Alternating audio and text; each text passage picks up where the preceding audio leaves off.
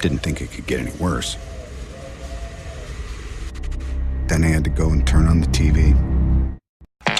Now I want to show you a movie clip. It's one that's played on television literally thousands of times, but it really never gets old. In fact, the most chilling thing about it is how current it feels, even though the movie Network was made almost 40 years ago. Watch. So, I want you to get up now.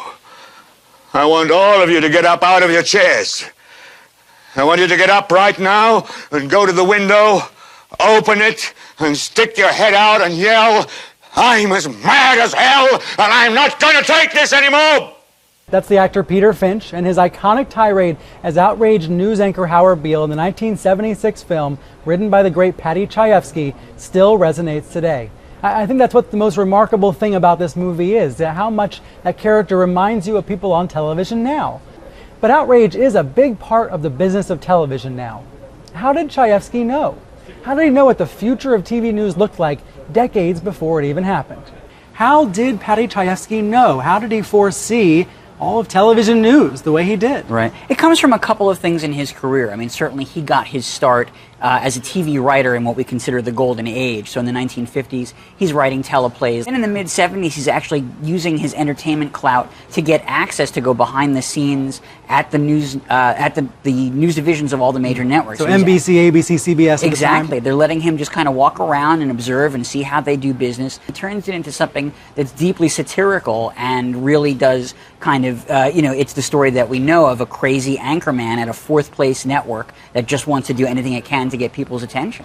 Something about television news itself clearly changed in the era after network. Something happened in the 1980s, again, even really before cable came to dominate, but something that the film did anticipate was that news could not be a kind of lost leader for the networks anymore. It was not sacrosanct. It had to make a profit, just like everything else on the network. Exactly, and that's when news became part of entertainment.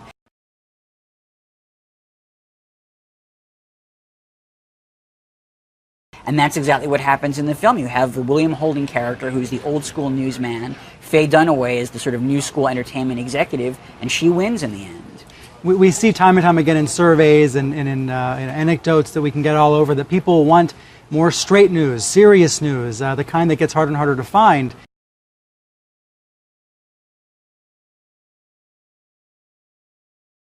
But you'll have to dress it up a little. Disguise it. Give them enough reason to doubt it. That actress didn't even look like Sophie. But the audience is stupid and knows it. He manipulates them. He himself said nothing. His actress said nothing inflammatory. He left it to the audience to make their accusations.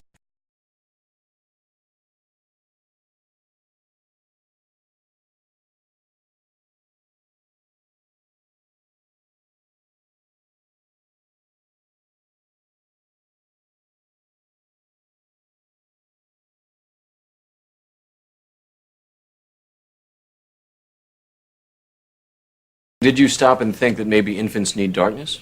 That maybe darkness is part of their natural development? Do you think that's one of the messages of the movie? I think the film is in some ways, I mean, it's very vividly a commentary on media, but it's also a larger story about alienation, and I mean, the media as a vehicle for that.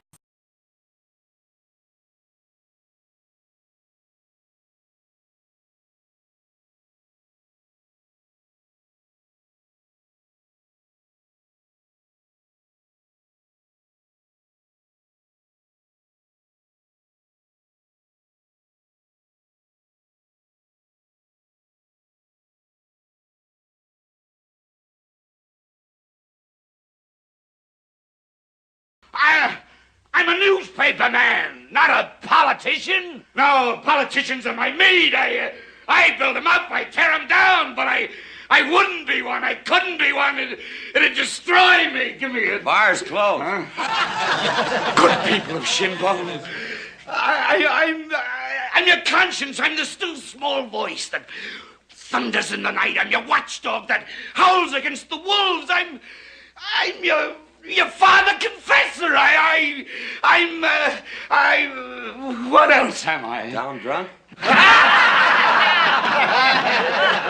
Because the only truth you know is what you get over this tube. Right now, there is an entire generation that never knew anything that didn't come out of this tube. This tube is the gospel, the ultimate revelation. This tube can make or break presidents, popes, prime ministers. This tube is the most awesome goddamn force in the whole godless world. The most awesome goddamn propaganda force in the whole godless world. Who knows what shit will be peddled for truth on this network? So you listen to me. Listen to me. Television is not the truth. Television is a goddamn amusement park. Television is a circus, a carnival, a traveling troupe of acrobats, storytellers, dancers, singers, jugglers, sideshow freaks, lion tamers, and football players. We're in the boredom-killing business. So if you want the truth, go to God. Because that's the only place you're ever going to find any real truth. But man, you're never going to get any truth from us. We'll tell you anything you want to hear. We lie like hell. We'll tell you any shit you want to hear.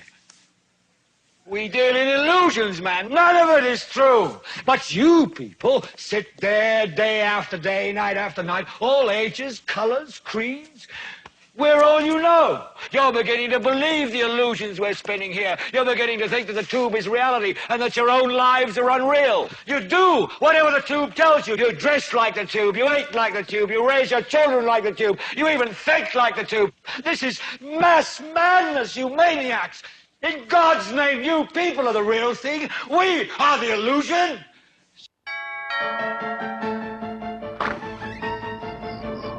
Sorry to disturb you at this hour, but I have something you want.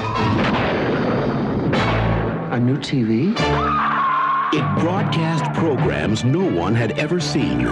Wednesday at 9, don't miss an all-new episode of The Silencer of the Lambs. Then one night, Roy and Helen Nabel got sucked in and discovered that hell is one TV show after another.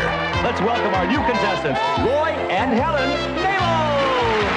And they're starring in every show. I've watched enough wrestling to know one thing. It's all fake. No one ever gets...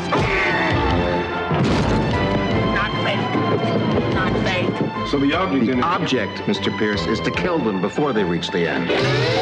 Oh my God, we're cartoons. I am not a mouse. I'm Helen Nabel. I have two beautiful children.